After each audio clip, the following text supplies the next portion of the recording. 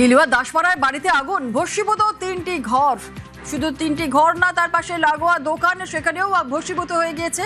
লিলুয়া দাসপাড়ায় বাড়িতে আগুন, কিন্তু এই আগুন কিভাবে লাগলো বিস্তারিত জানাবে আমাদের সঙ্গে দেবাশিস রয়েছে। দেবাশিস, দেখো, মূলত ভোর রাতে হঠাৎ করেই কিন্তু দাসপাড়া এই বাড়িতে হঠাৎ করে একটি ঘরে আগুন লাগে এবং সেখানে একাধিক সিলিন্ডার যেখানে মজুদ ছিল, সেই একটা যে সিলিন্ডার সেটি কিন্তু আগুনের গরমের জেরে সেখানে ব্লাস্ট করে এবং ব্লাস্ট করতেই গোটা অঞ্চল, গোটা বাড়িতেই কিন্তু আগুন ছড়িয়ে পড়ে।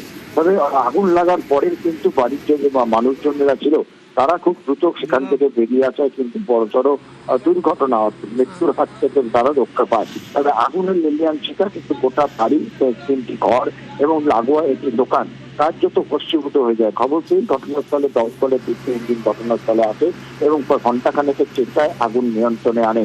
তবে আগুন লাগার কারণ কিন্তু এখনো সঠিক নয়। তবে ইলেকট্রিক শর্ট সার্কিট থেকে আগুন লাগে এবং পরবর্তীকালে বাড়িতে মজুদ থাকা যে সিলিন্ডার, সেই সিলিন্ডার ব্লাস্ট হলেই কিন্তু এত বড় অগ্নিকাণ্ডের ঘটনা ঘটেছে বলে দমকলের প্রতিনিধি সূত্রে খবর।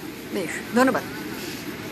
ছোট ঘর, দোকান এবং একই সঙ্গে ছোট জায়গায় থাকা খাওয়া সবই।